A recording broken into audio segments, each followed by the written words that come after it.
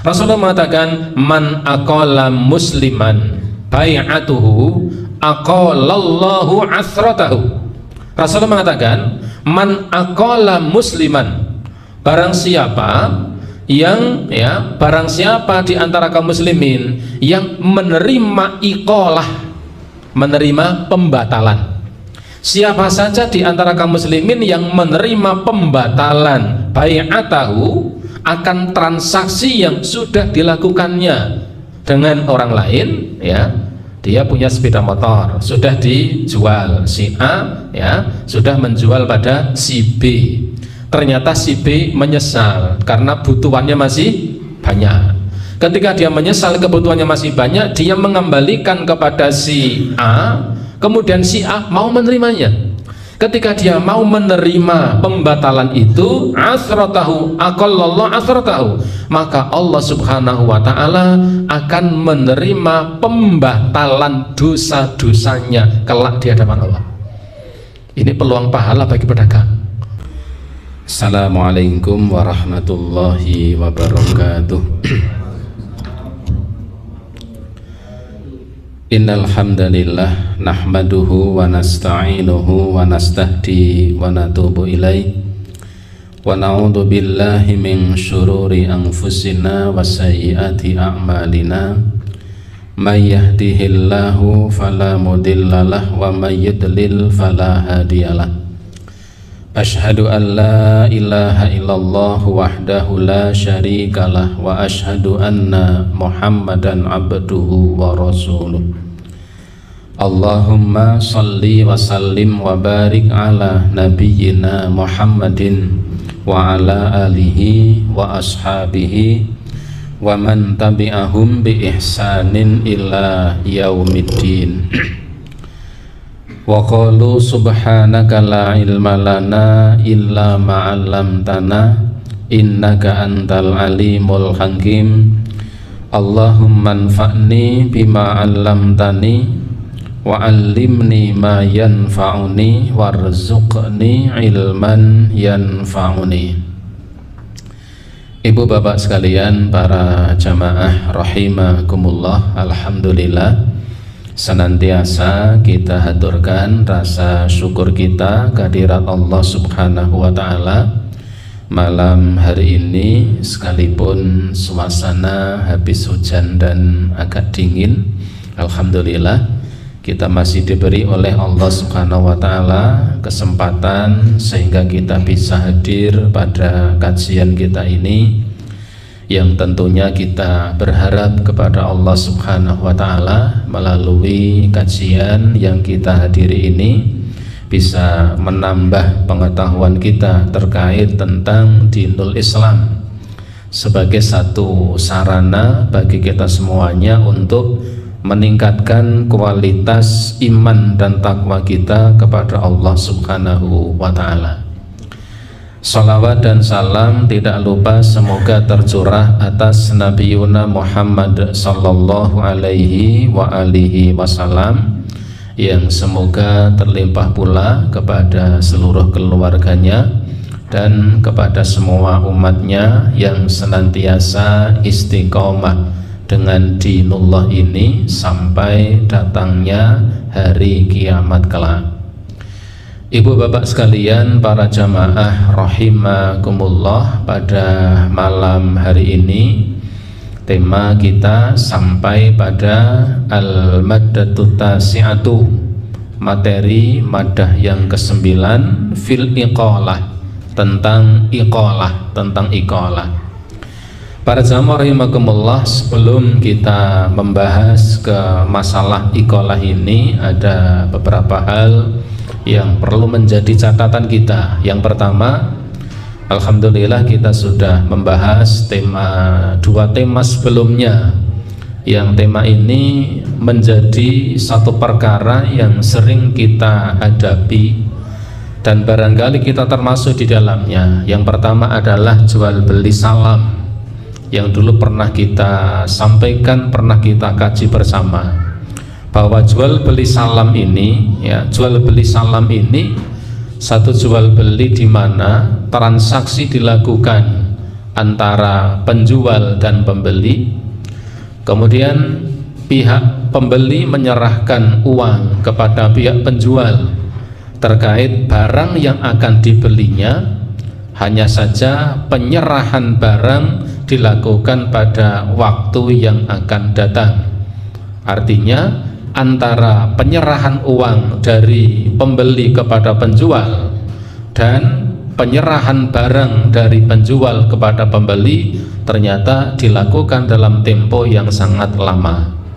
Dan ini menunjukkan betapa tentang maha murahnya Allah Subhanahu wa ta'ala, dan betapa luasnya syariat Islam, dan betapa menunjukkan mudahnya syariat Islam ini ketika kemudian menjadi salah satu sarana bagi kita untuk meningkatkan kualitas iman dan takwa kita kepada Allah Ta'ala. Oleh karenanya Allah Ta'ala di dalam surat Al-Baqarah ayat yang ke-222, ayat yang cukup panjang dan termasuk salah satu ayat yang terpanjang di dalam Al-Quran, Allah Ta'ala firmankan, a'udzubillahi minasyaitonirrajim, ya ayyuhalladzina amanu idza tadayantum bidainin ila ajalin musamman faktubu. Kata Allah, wahai orang-orang yang beriman, idza tadayantum, jika kalian melakukan utang piutang, jika kalian melakukan utang piutang, ila ajalin musamma, sampai pada batas waktu yang tertentu, faktubu, kata Allah, maka tulislah.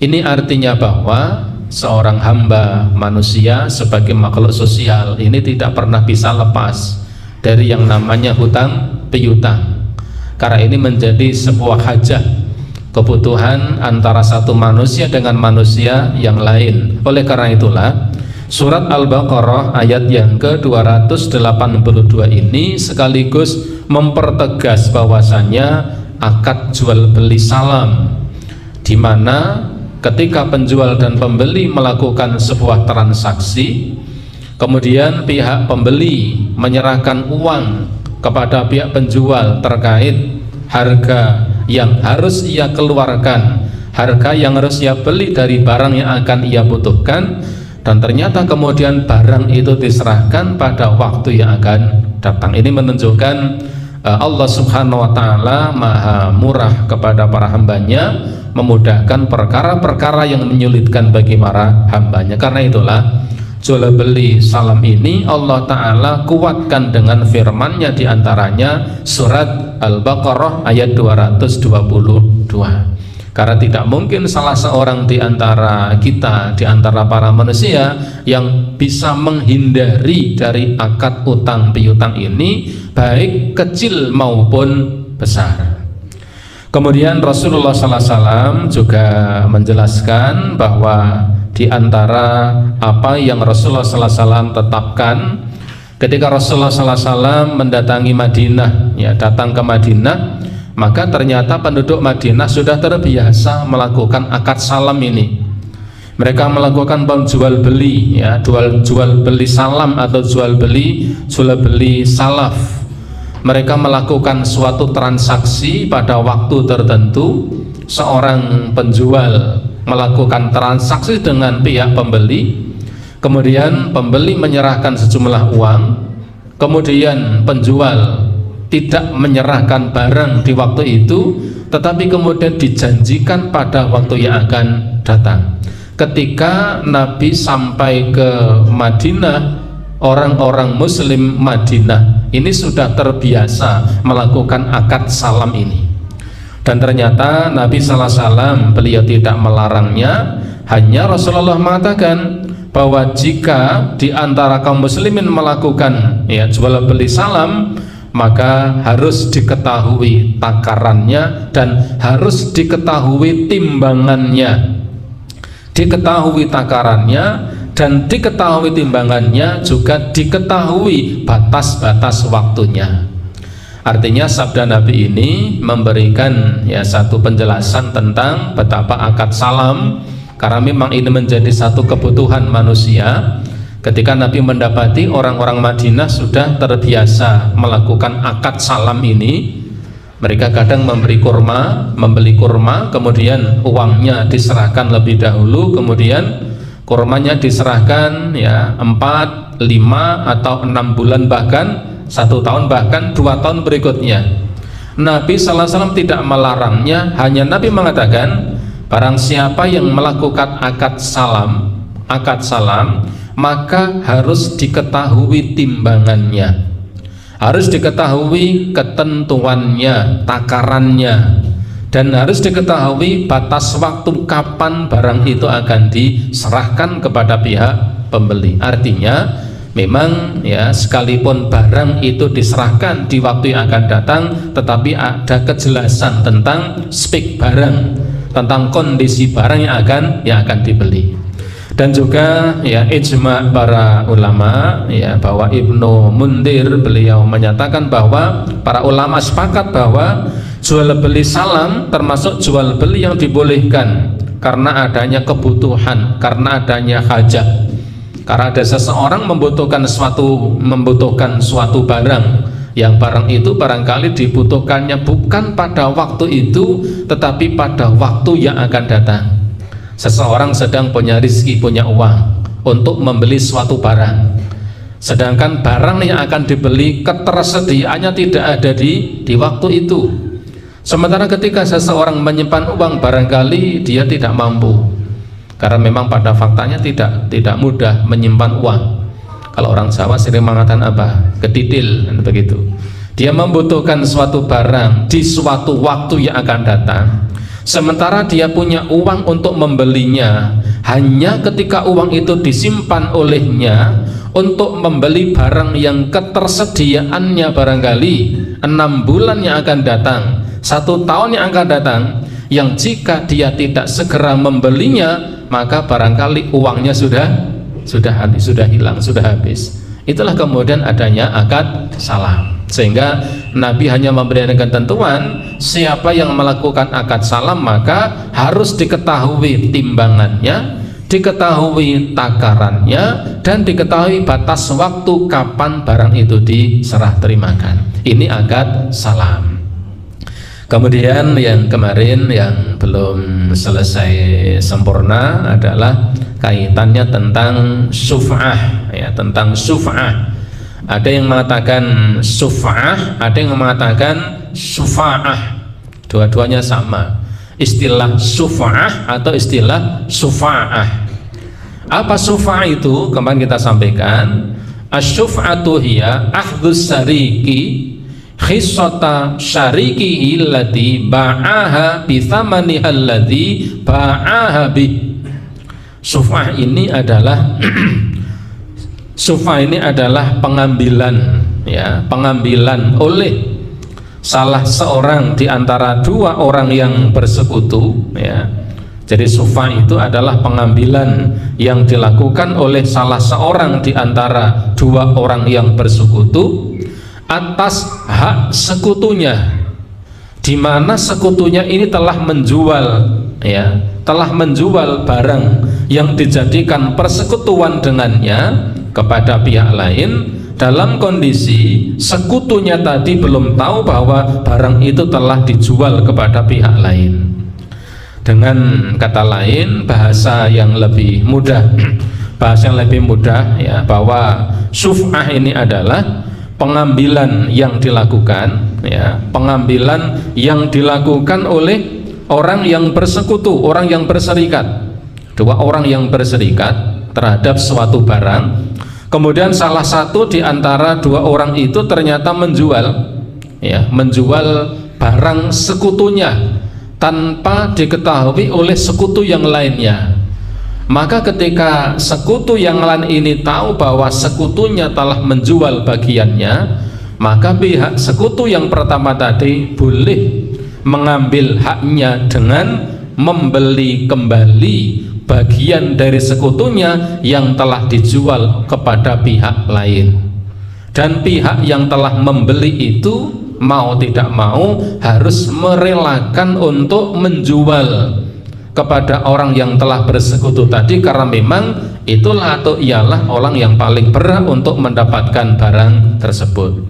Ya, artinya pengambilan yang dilakukan salah seorang sekutu terhadap bagian sekutu lainnya yang telah dijualnya dengan membayar harga sesuai dengan harga jualnya.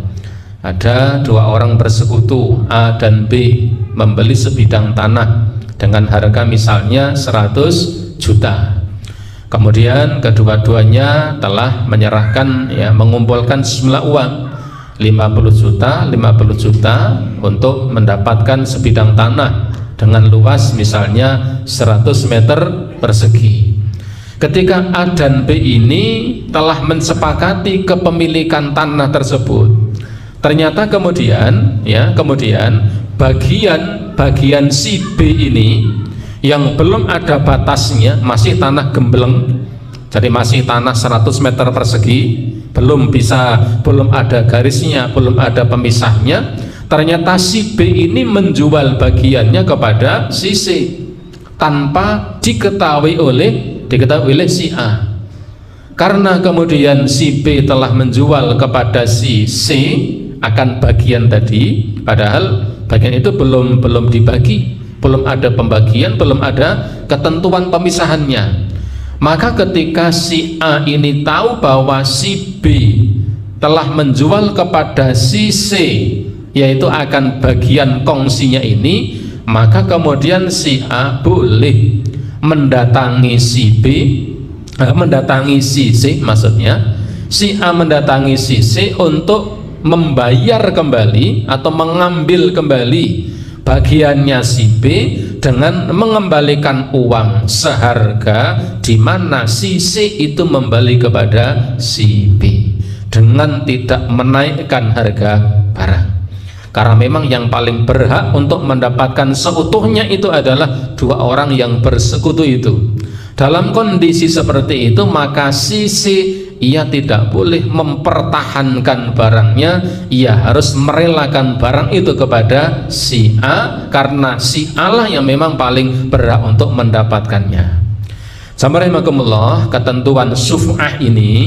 Ketentuan sufah ini telah ditentukan dengan apa yang dilakukan oleh Rasulullah Sallallahu Alaihi Wasallam dalam hadis yang diriwayatkan secara sahih oleh Imam Bukhari dari Jabir bin Abdillah, Rasulullah Sallallahu Alaihi Wasallam dikatakan, qada Rasulullah Sallallahu Alaihi Wasallam bisuf'ati fi kulli ma yanqasimu. Rasulullah Sallallahu Alaihi Wasallam menetapkan suf'ah pada setiap barang yang belum dibagi.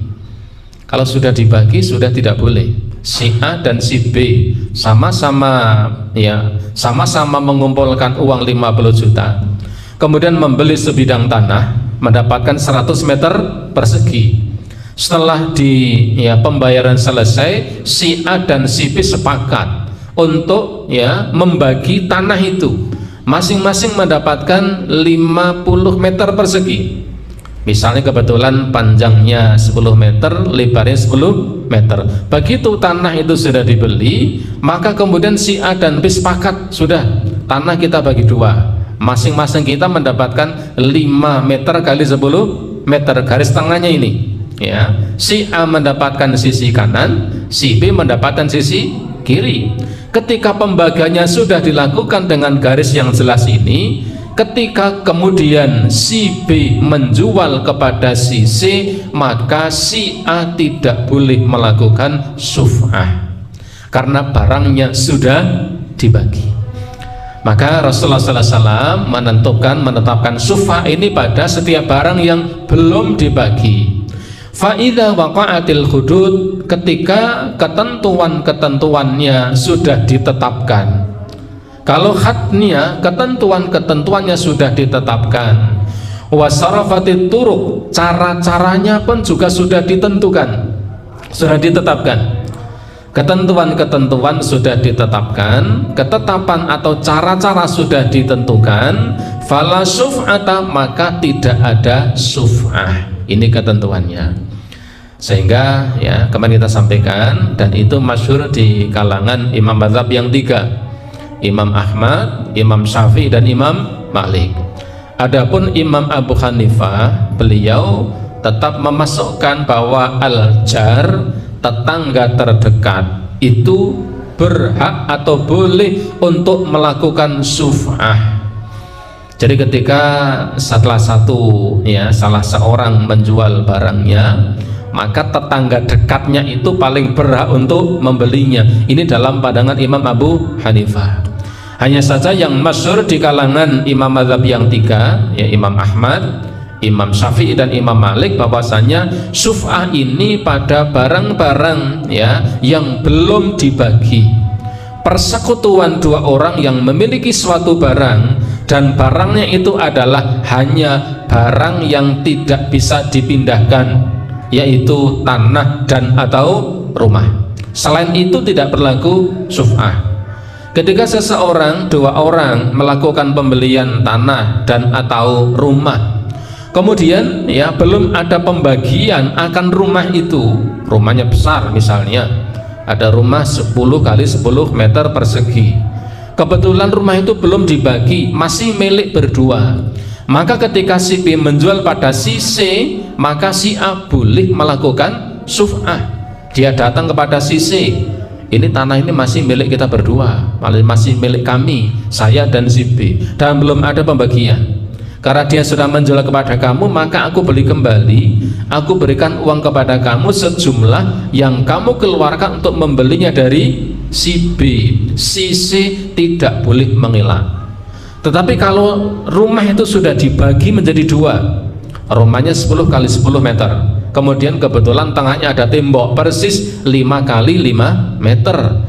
Ketika duanya sudah bersepakat bahwa si A mendapatkan sisi kanan dari rumah itu, si B mendapatkan sisi kiri, ketika si B menjual pada si C, si A tidak boleh melakukan syuf'ah. Ya, jadi syuf'ah ini objeknya pada jual beli tanah dan atau yang mengikutinya, yaitu tanah dan rumah. Sebagian ulama mengatakan tanah dan tanaman yang ada di atasnya.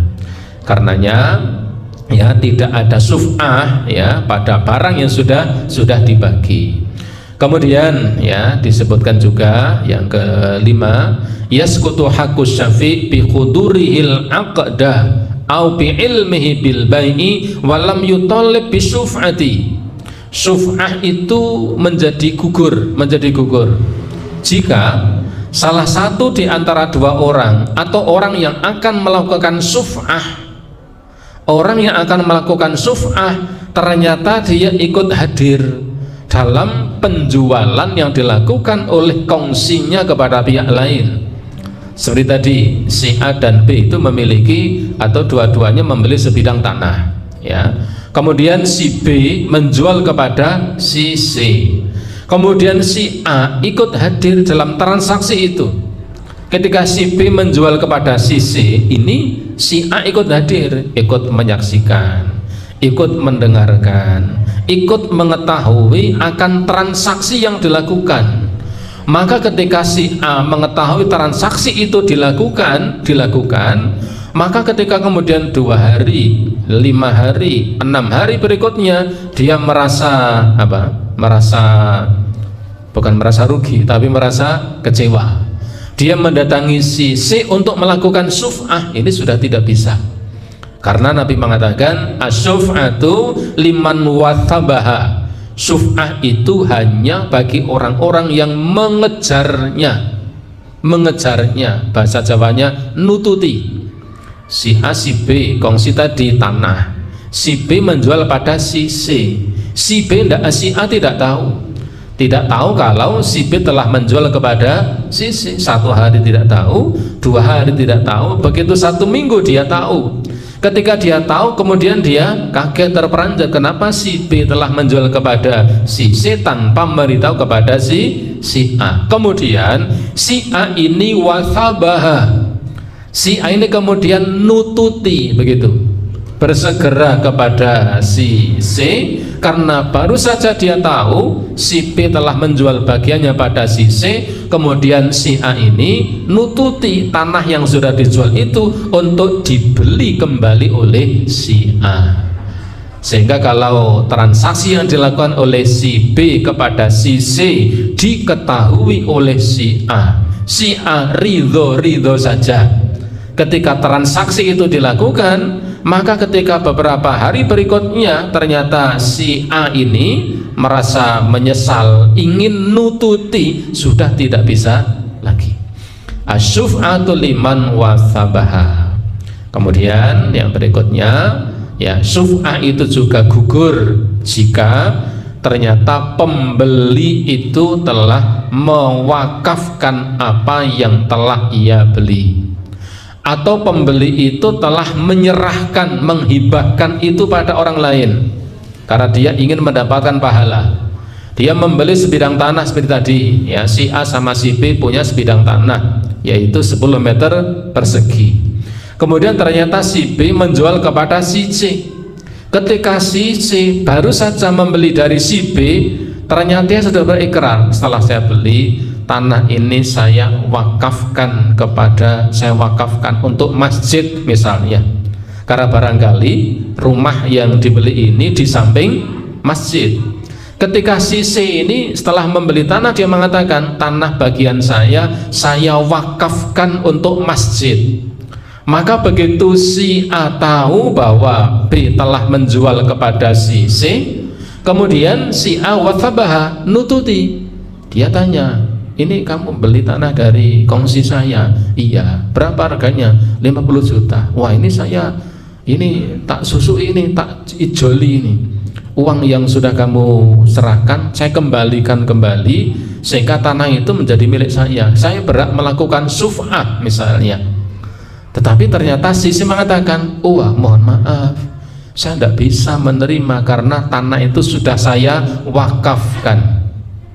Tanah itu sudah saya wakafkan ke masjid. Apa? Iya, iya, buktinya mana? Dia manggil bukti orang-orangnya. Orang-orang didatangkan yang menyaksikan, ya, menyaksikan prosesi ikrar wakafnya itu dihadirkan dan ternyata betul. Maka ketika kondisi sudah seperti ini, si A tidak boleh melakukan syuf'ah. Dia tidak bisa membatalkan upaya si C untuk mendapatkan pahala melalui wakaf, baik itu wakaf atau hibah. Ya, hibah itu hampir sama dengan wakaf. Hibah itu pemberian dilakukan dikala hidup, itu namanya hibah, ya, atau tasoddaq, atau dia mensedekahkan. Artinya apa? Sudah diberikan kepada orang lain, ya, diberikan orang lain, niatnya adalah untuk mendapatkan pahala. Nah, ini tidak boleh dilakukan syuf'ah. Kemudian yang ke-7 kemarin belum terbaca, al-muslil mustari ghullatun wan nama'u al-munfasil fa in bana au gharasa falisyafi' tamlikuhu bi qimatihi au qal'ahu ma'a gharmin naqsi idh la dororo wala diroro. Kemudian yang kemarin belum sempat tersampaikan adalah lil mustari, orang yang membeli kongsi tadi, si C tadi, ya, si C tadi, ketika dia membeli dari si B sebidang tanah tadi, begitu si C, ya, si C ini membeli dari si B tanpa diketahui oleh si A. Kemudian ternyata, ya, dan si A ini misalnya A dan B ini membeli tanahnya di Jawa, di Paraan misalnya. Begitu pembelian selesai, kemudian si A berangkat ke Jakarta dalam waktu yang lama, 1 tahun barangkali, dan dia tidak tahu kalau si B telah menjual kepada si C. Begitu si C ini membeli dari si B, ternyata kemudian si B ini si C ini misalnya apa? Dia menggunakan tanah itu untuk ditanami tanaman. Ya, misalnya begitu dibeli, sudah dia merasa, dia tahu bahwa si B ini memberitahu pada si C, ini separuh bagian tapi belum ada garisnya, memiliki 50% tapi belum ada garisnya. Kemudian begitu si C membeli, kemudian si C langsung menanam pisang di situ. Dia menanam pisang. Ketika pisang itu sudah ditanam, sudah berbuah misalnya, ternyata ya si A tahu setahun berikutnya si B telah menjual pada si C, dan si C sudah menanam pisang di tanah itu. Maka orang yang telah membeli, yaitu si C tadi, berhak untuk memanen tanaman yang ditanamnya pada area yang telah dibelinya. Jadi si C tadi berhak untuk memanennya, ya, berhak untuk memanennya. Jika si A melakukan suf'ah, dia pun punya hak untuk memiliki pisang yang akan dipanen tadi, tetapi bikimah itu dengan membayar harganya, karena tanaman itu tetap milik yang menanam. 1 tahun tapi si A tidak tahu, ya, tahu-tahu begitu 1 tahun berikutnya si C sudah kadung menanam tanaman pisang, 1 tahun berbuah misalnya. Maka ketika si A melakukan suf'ah pada si C oke, ya sudah, ya kalau memang mau begitu ya tidak apa-apa, tolong kembalikan uang 50 juta, dan saya sudah nanam pisangnya ada 10 pohon, dan 10-10-nya sudah berbuah dan sudah masanya dipetik. Kalau Anda mau melakukan suf'ah silahkan, tapi pisang-pisang saya dibayar. Maka si A harus membayar pisang-pisang itu jika dia hendak memilikinya. Kalau dia tidak memilikinya, maka pisang-pisang itu tetap miliknya si C yang telah membelinya itu.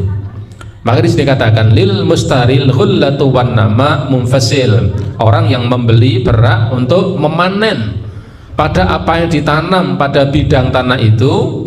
Fa in bana au gharasa, atau jika ternyata sudah didirikan bangunan. Misalnya seperti tadi, begitu si C membeli dari si dari si B, langsung dibikin warung misalnya, langsung dibikin warung dan sudah berjalan. Ketika kemudian si A setahun berikutnya tahu bahwa tanahnya sudah dijual kepada si C dan dia akan melakukan suf'ah, dan ternyata di situ sudah ada bangunannya, maka si A boleh merobohkan bangunan yang sudah didirikan oleh si C. Konsekuensinya adalah ghormin naqsi, dengan melakukan ganti rugi atas bangunan yang sudah didirikannya itu, harus melakukan ganti rugi. Kenapa? Konsep dasarnya adalah la dororo wala diroro. Seseorang itu tidak boleh saling menciderai antara satu dengan yang lainnya. Jadi la dororo wala diroro. Yang ke-8, yang terakhir tentang sufa ini, ya, ahdatu syafi' alal mustari, jaminan pertanggungjawaban yang dilakukan oleh syafi', orang yang melakukan suf'ah itu, kepada orang yang telah membelinya. Komunikasi orang yang melakukan suf'ah tidak kepada si B, tapi langsung kepada si C. Si A begitu tahu telah menjualnya, maka suf'ah itu dilakukan oleh si A tidak kepada si B, tapi kepada si C, pihak yang telah membelinya. Wa'adul mustari alal ba'i, adapun pertanggungjawaban orang yang telah membelinya kepada orang yang telah menjualnya. Artinya apa? Ketika si A melakukan suf'ah kepada si C, si C tidak boleh marah-marah kepada si A, tidak boleh. Ya, begitu dia wah ini tanah ini kan milik saya dan si B. Si B tidak ngasih tahu kalau itu dijual pada kamu. Kalau tahu ya saya beli. Maka begini, karena saya baru tahu tanah itu saya beli. Si C tidak boleh marah-marah sama si B, sama si A. Marahnya ditahan, nanti diberikan kepada si B. Begitu. Jadi si A ini, ya, komunikasinya, komplainnya kepada si C ini kepada si B, dan si B ini nanti komunikasi kepada si A, sehingga tidak ada satu kesalahan yang ditimpakan kepada orang yang tidak berhak menerima kesalahan. Itulah kaitannya tentang syuf'ah yang barangkali suatu ketika kita mendapati, kemudian bila mana perlu kemudian ternyata yang melakukan itu adalah famili kita, barangkali kita akan menengahi itulah diantaranya kiat-kiat dalam melakukan syuf'ah. Ibu bapak yang selanjutnya yang tidak kalah pentingnya adalah iqalah ya, tapi sudah azan dulu aja. Baik, sekalian kita lanjutkan madah yang terakhir ya. 3 hal tadi, ada syuf'ah, ada salam, dan iqalah. Ini satu perkara yang penting untuk kita fahami.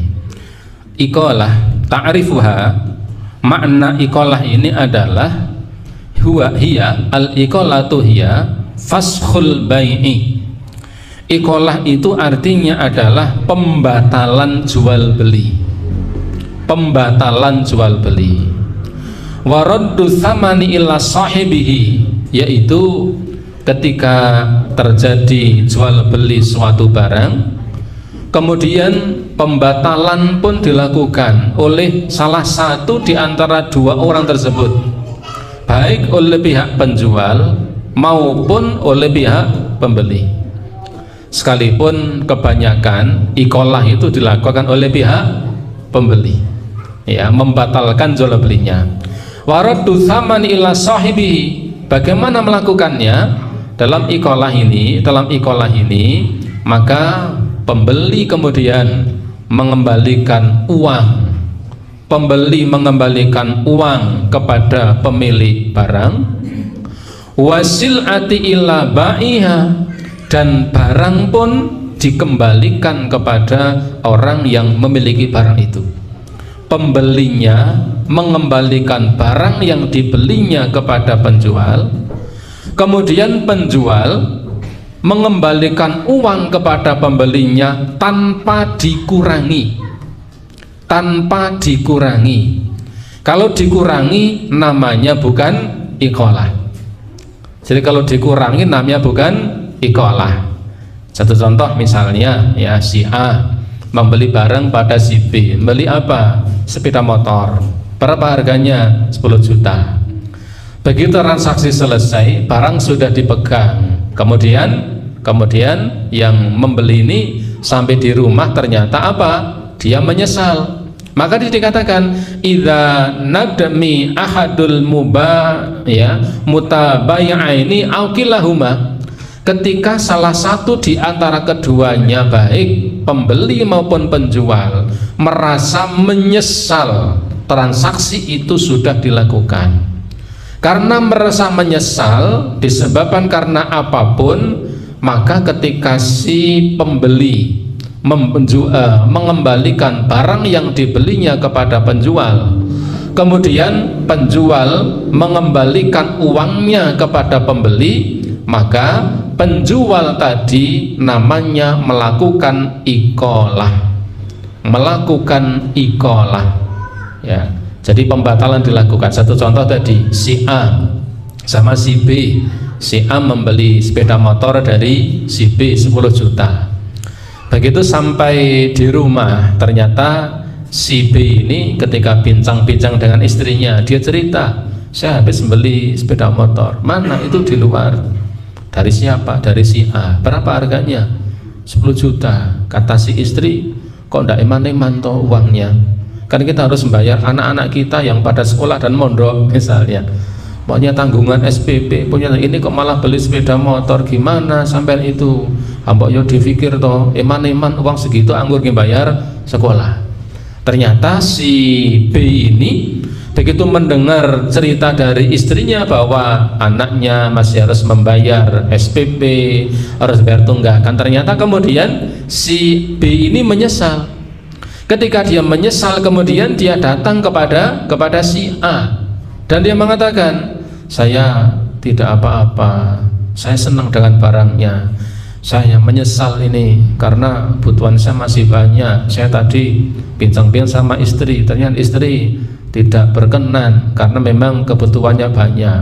maka gimana kalau ini saya kembalikan kepada kamu barang ini kan saya beli 10 juta, gimana kalau ini saya kembalikan kepada kamu, kemudian uangnya dikembalikan kepada saya. Kata si A kepada si B, ya, mengatakan apa? Dia mengatakan, ya sudah, oke, kalau begitu ini uangnya saya kembalikan kepada kamu utuh 10 juta. Kemudian dilihat barangnya, kalau barangnya itu ternyata kemudian kemudian masih utuh, tidak cacat, tidak berkurang, maka kemudian ya pemilik barang itu mengatakan, ya sudah, tidak apa-apa, ini saya kembalikan pada kamu 10 juta, silahkan motor itu dikembalikan pada tempatnya di sebelah situ. Maka si A ini telah melakukan iqalah atau menerima iqalah kalau uangnya tetap utuh. Kalau tidak utuh, kalau si A mengatakan, ya sudah, tidak apa-apa, dikembalikan, ya tidak apa-apa, tapi nanti saya potong, ya, karena ya saya sudah sebenarnya tidak rugi, hanya kecewa. Kalau dia mengatakan saya rugi, tidak rugi karena kembali utuh, saya sudah kagol, ini sudah kecewa, sudah gini saja, saya kembalikan pada kamu, tapi tidak 10 juta, ya wes saya kembalikan 9 juta, gimana, ya. Kata si B ini, waduh, kok 9 juta ya, hampir 9,5. Akhirnya ya sudah, deal 9,5. Ketika itu terjadi, pembatalan itu dilakukan karena sudah terkurangi, itu namanya bukan iqalah. Karena iqalah itu kedudukannya di hadapan Allah luar biasa tingginya, Hukum iqalah ini, tustahabbul iqalah inda talbi ahadil mutabayi'aini. Hukum iqalah ini disunahkan bagi pihak yang didatangi oleh pihak lain untuk pembatalan jual beli tersebut. Jadi ya, iqalah ini dianjurkan dan sunnah, sekalipun pihak itu boleh saja untuk tidak menerima iqalah, karena itu sudah selesai jual belinya, transaksi itu sudah selesai. Ketika sudah A membeli sepeda motor dari si B, uang sudah dikasihkan, kemudian barang sudah dibawa ke rumah, transaksi selesai dan tidak ada masalah, itu sudah selesai. Maka ketika kemudian si B ya bermaksud mengembalikan kepada si A akan barang itu, si A menolaknya punya hak. Si A memotongnya juga punya hak, begitu. Jadi si A ini ketika si B mengembalikan motor itu, dia mengatakan, wah, ya tidak bisa, saya uangnya sudah tak pakai, belanja lagi, ini tidak ada, tidak bisa saya, begini aja, sudah, kalau kamu butuh dijual saya pada yang lain, saya serahno duitnya tenan ini. Boleh si A mengatakan seperti itu. Si A boleh juga mengatakan, wah, tidak begitu, saya yo kacu ini pembukuannya, saya sudah ada karuan, sudah saya terima ya, tetapi kemudian saya potong ya, saya potong 500.000 sehingga saya kembalikan pada kamu 950.000. Boleh kasih ya? Boleh, itu hak dia, karena jual beli sudah selesai, transaksi sudah selesai. Tetapi ketika kemudian si A menerima iqalahnya si B, ini yang luar biasa di hadapan Allah. Ini yang luar biasa di hadapan Allah Ta'ala. Dan tidak semua orang, tidak semua pedagang bisa dan mau untuk melakukan itu. Tidak ada kerugian, tapi hanya kemauan, ya, kekecewaan ini. Maka begini ya, saya baca ini hadis simpel tapi luar biasa. Rasulullah mengatakan dalam hadis yang diriwayatkan oleh Imam Baihaqi, hadis ini sahih, diriwayatkan oleh Imam Ibnu Majah. Kalau yang bawah ini Imam Baihaqi. Rasulullah mengatakan, man aqala musliman bai'atuhu aqalallahu asratahu. Rasulullah mengatakan, man aqala musliman, barang siapa yang ya, barang siapa di antara kaum muslimin yang menerima iqalah, menerima pembatalan. Siapa saja di antara kaum muslimin yang menerima pembatalan bai'atahu, akan transaksi yang sudah dilakukannya dengan orang lain. Ya, dia punya sepeda motor, sudah dijual, si A ya sudah menjual pada si B.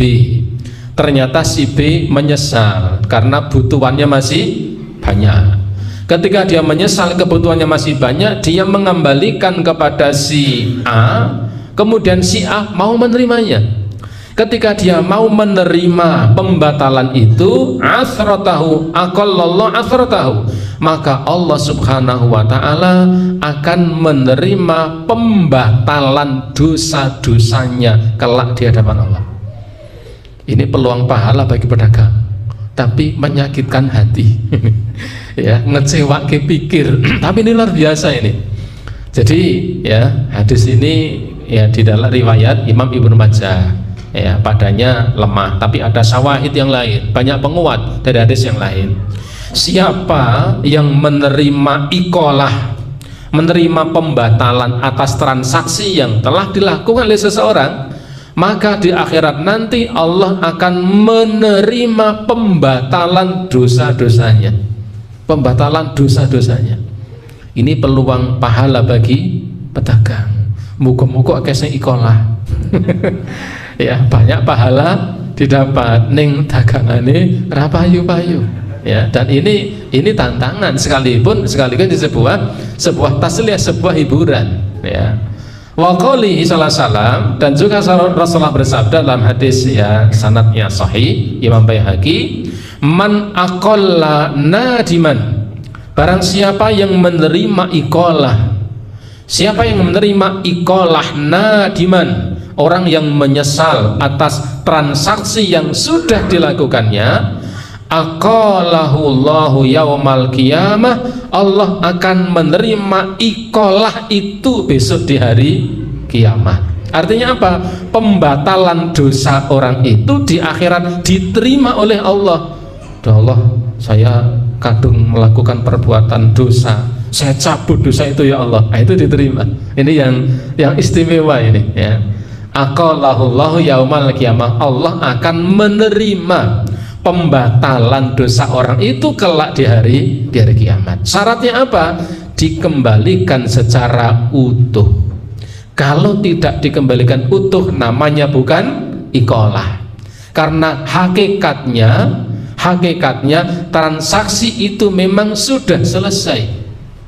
Ketika kemudian seseorang mengembalikan dagangan itu, ya, barang yang dibelinya kepada penjual, ketika penjual itu membuka hatinya, dia menerima penyesalannya barangkali karena uangnya sedang akan dibutuhkan untuk berobat, ya, berobat orang tuanya atau biaya pendidikan anaknya, sehingga pembeli ini merasa menyesal dengan transaksi itu. Kemudian ya, pihak penjual ini mau menerimanya karena keterbukaan, bukan karena rusaknya transaksi. Transaksinya sudah selesai, sudah sah. Ketika dia menerima ikolahnya, Rasulullah mengatakan aqallallahu asratahu, Allah menerima pembatalan dosa-dosanya kelak di hari akhirat. Ini ya Allah Ta'ala berikan kepada para pedagang. Dan ini sekalian, ini hanya ada transaksi, ini hanya ada dalam khasanah Islam. Di luar agama Islam tidak pernah dikenal ada transaksi namanya ikolah. Selesai, sudah. Ketika transaksi sudah selesai, tidak ada kemudian apa namanya punya hak untuk mengembalikan sekalipun. Nah, itu nanti diterima oleh pihak penjual atau tidak. Dia masih punya kesempatan untuk mengembalikan. Sekalipun nanti pihak penjual itu apakah dia akan menerima pengembalian itu atau tidak, tapi pihak pembeli masih punya kesempatan. Dan ketika kesempatan itu disambut oleh pihak penjual dan dia mengatakan oke, kalau begitu sudah tidak apa-apa, barang diletakkan, uang saya kembalikan, Allah Ta'ala akan menerima pembatalan dosa orang itu kelak di hari akhirat. Ini hanya ada pada pedagang. Selain pedagang tidak ada. Selain pedagang tidak ada pahala ikolah ini. Ini hanya ada pada pedagang yang menerima pengembalian barang yang sudah dibelinya. Masya Allah saya Mary ini, karena saya bukan pedagang ini, tapi juga ngelaraki hati ini ya, karena memang arek payu njur ora payu akan laku tidak laku, dan tidak rugi karena barangnya dikembalikan, tidak ada kerugian. Yang hanya apa? Yang ada apanya apa? Yang ada hanya kehilangan keberuntungan. Kerugiannya tidak ada. Yang ada itu adalah hilangnya keuntungan. Kerugiannya tidak ada. Yang ada hanya hilangnya peluang mendapatkan keuntungan. Ibu bapak rahimakumullah, ahkamuha ahkamul iqalahiyah. Beberapa kaitan hukum tentang iqalah ini. Pertama, ihtalafa hal iqalah tu'tabaru fushan lil bai'il awal au bai'un jadid. Para ulama berbeda pendapat, apakah iqalah ini masih termasuk transaksi awal atau sudah transaksi baru. Jadi para ulama berbeda pendapat, iqalah ini apakah termasuk transaksi pertamanya atau sudah transaksi lain ya. Kemudian dikatakan dzahaba ilal awal ya. Ada yang berpendapat bahwa iqalah ini adalah transaksi awal ya, bahwa iqalah ini adalah transaksi yang pertama dulu, bukan transaksi baru. Wa hadza Ahmad wa Syafi'i wa Abu Hanifah. Ini adalah pendapatnya Imam Ahmad, Imam Syafi'i dan Imam Abu Hanifah. Mereka mengatakan bahwa iqalah ini adalah masih bagian dari transaksi yang pertama. Sedangkan ilatsani Malik, adapun Imam Malik ya, Imam Malik beliau berpendapat dengan kokoh bahwa iqalah itu adalah sudah transaksi baru. Dan pendapat kedua ini yang masyhur di kalangan para ulama, bahwa iqalah itu sudah transaksi baru, sudah tidak ada kaitannya dengan transaksi pertama. Karena transaksi pertama hakikatnya sudah selesai. Uang sudah diberikan, kemudian barang sudah diterima, sudah selesai. Ketika selesai, ya sudah selesai. Maka ketika kemudian iqalah itu dilakukan, hakikatnya bukan untuk membatalkan transaksi pertama, tapi hakikatnya adalah karena kebaikan pihak penjual akan barang yang telah dibeli oleh pembeli kepada penjual, saking apiane penjual. Maka kemudian Rasulullah memberikan apresiasi ini.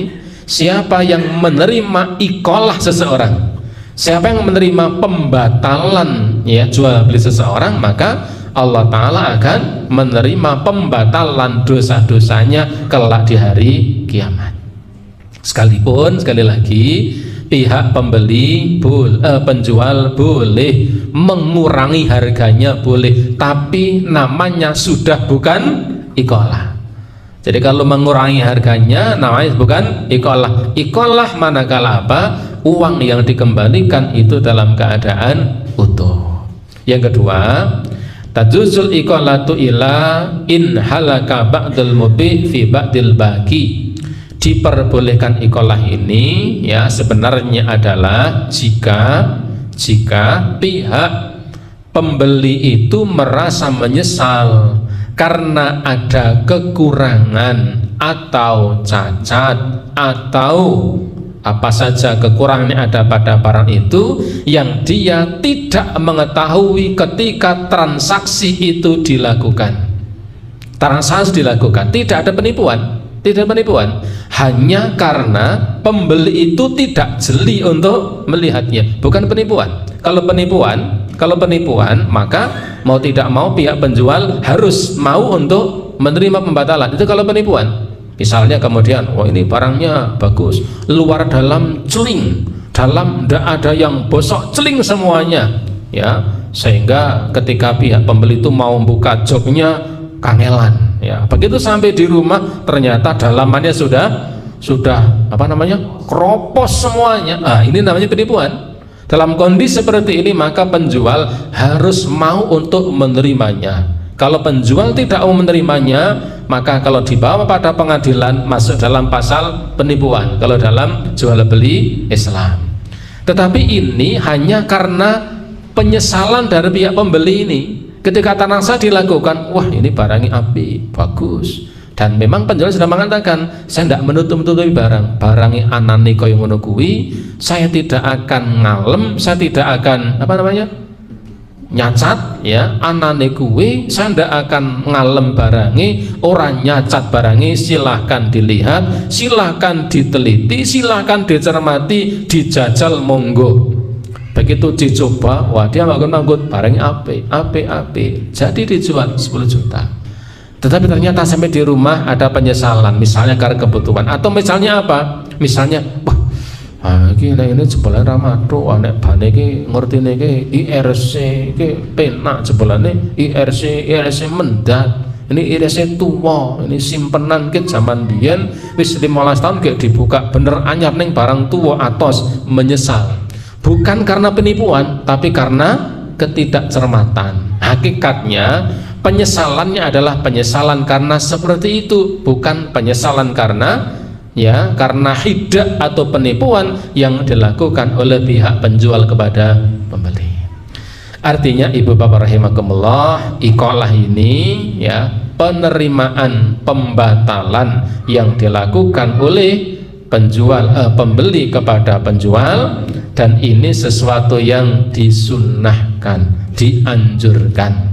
Sekalipun pihak penjual punya hak untuk menolak pengembalian barang atau punya untuk memotong ketika itu akan dikembalikan, tetapi sangat dianjurkan dia menerima iqalah itu, yang pahalanya kata Nabi sallallahu alaihi wasallam, siapa yang menerima iqalah seseorang atas transaksi yang dilakukan, Allah subhanahu wa ta'ala akan membatalkan dosa-dosa orang itu kelak di akhirat di hadapan Allah subhanahu wa ta'ala.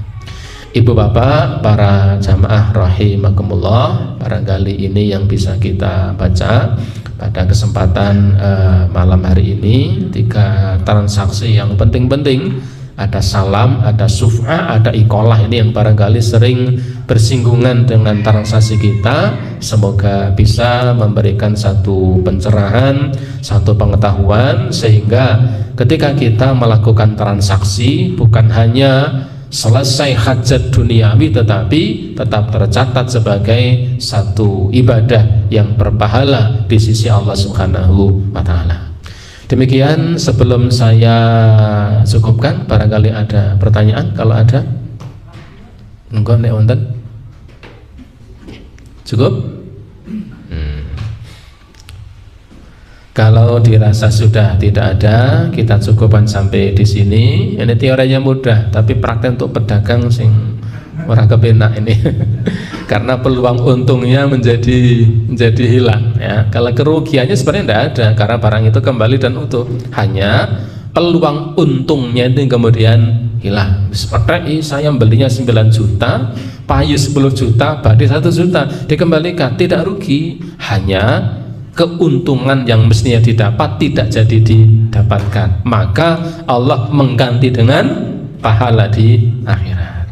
Subhanakallah bihamdika asyhadu an la ilaha illa anta astaghfiruka wa atubu ilaik. Assalamualaikum warahmatullahi wabarakatuh.